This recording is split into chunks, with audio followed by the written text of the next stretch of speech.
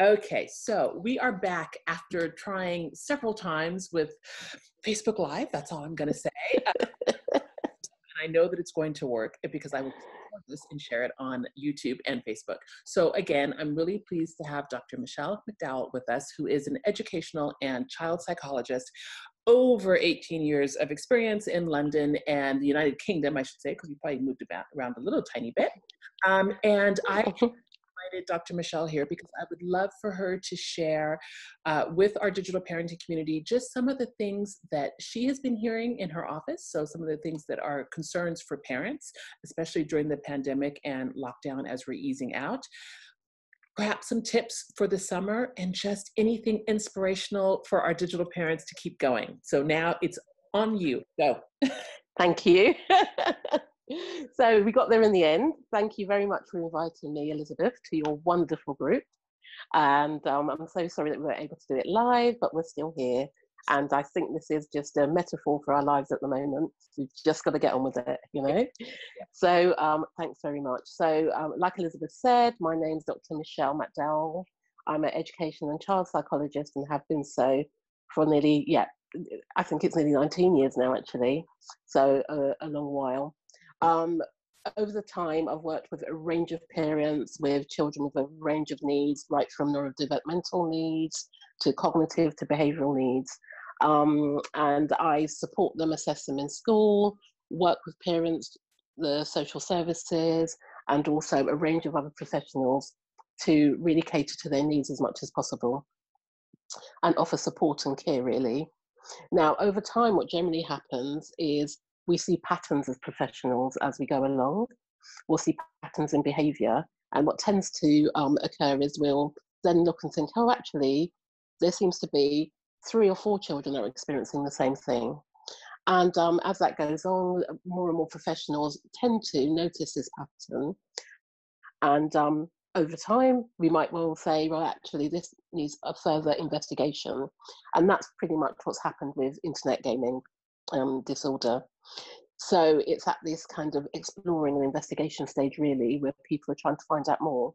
But in the meantime, we have parents that are very worried and are experiencing children who have a range of patterns of behaviour. I was explaining earlier that one of the reasons why I became quite passionate about this was seeing young people at school who parents were saying actually they're not sleeping as well anymore. They're reluctant to come into school. When they are in school, they're just not engaging. They're not concentrating. They're not focused. And they're generally just not engaging with their peer group either. So that's what was occurring pre-COVID-19. I'm sorry, Michelle, how old are the children? That's ranging from 7 upwards. Okay. Yeah, it's from 7, 8 upwards. So as I've been practicing and going along, I've seen actually there's a pattern occurring. And so as part of my assessment process, I've started to ask parents, actually, what does your young person do at home? And that's, obviously most parents will reel off the types of things that they would be doing.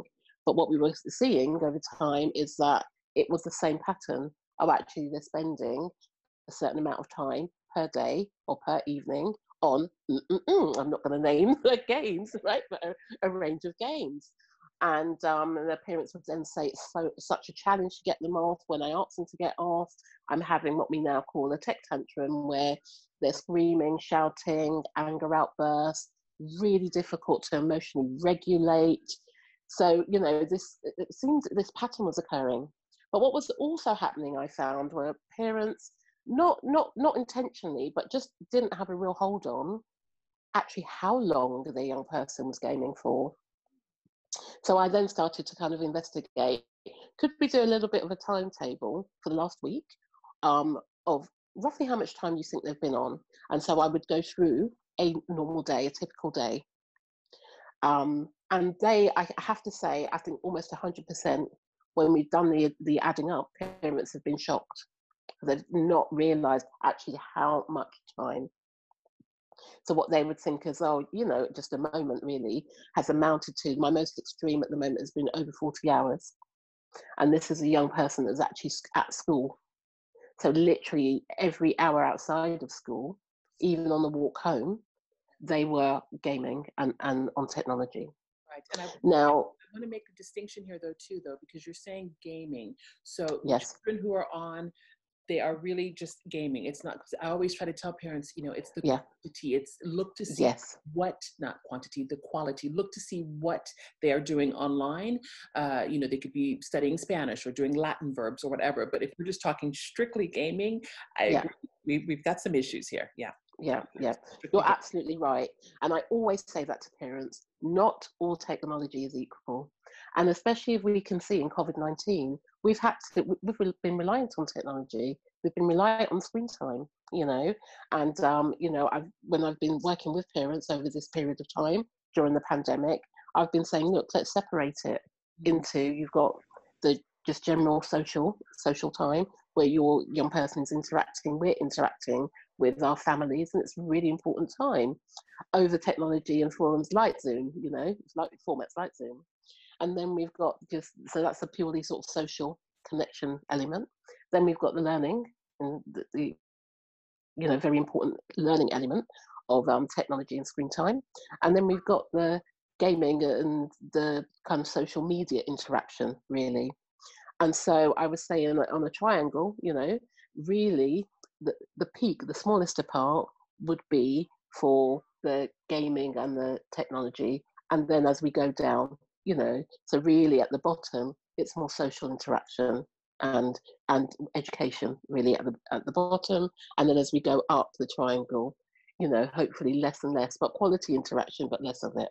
Okay, so then again, it's kind of like that food pyramid, right? Yep, Where absolutely. at the top we have the sweets and the fats. Yep, So that's yep, what we want to yep. avoid a little bit, and that's the gaming. And at the bottom we have all those delicious vegetables. I think maybe it's grains at the bottom, but whatever. Yeah.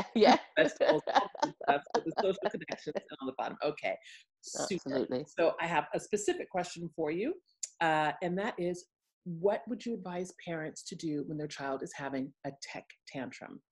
How can Okay. they nip it in the bud? Okay. So we're really informed by past practice. That's the best way it works. And really, every child is different. Every family is different.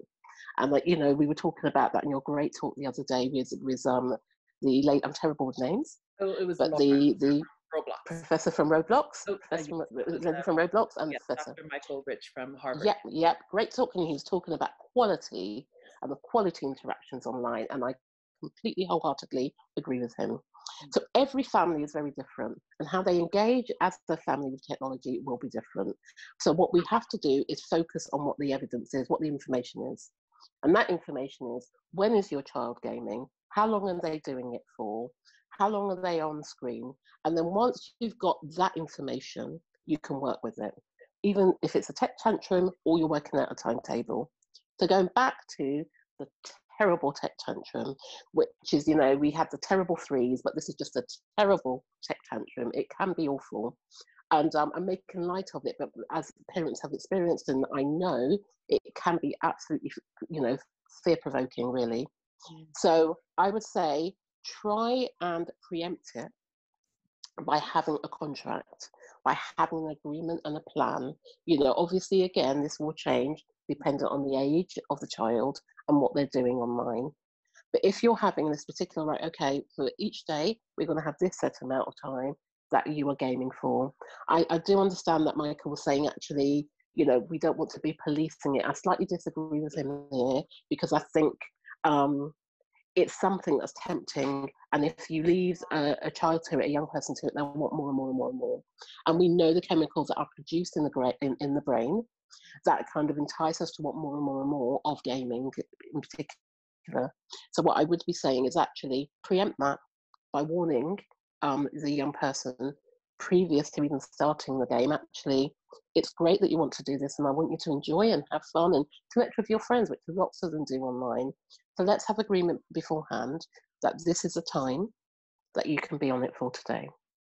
Then have warnings in place. Don't just say to them, okay, you've had an hour or you've had 2 hours, off right now. That is going to be like, just, flame to fire, really, flame to oil. So we don't want to do that, but what we want to do is pre-warn, so I'm going to give you a 15-minute warning. and then it's going to be a 5, and then what I'm going to do is withdraw it.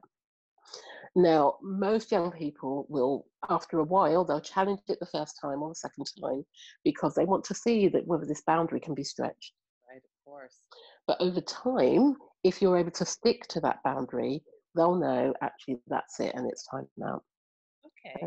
So what I'm going to do is I'm going to stop us there, so that way we've just answered tech tantrum and gaming disorder, and then we're going to come back and we're going to talk a little bit more about what parents can do over the summer. So everyone, thank you so much. You've been listening to us with Dr. Michelle McDowell. You can find her website. Tell them where they can find your website. It's mefinition.org. It's like definition, but with an M. Okay.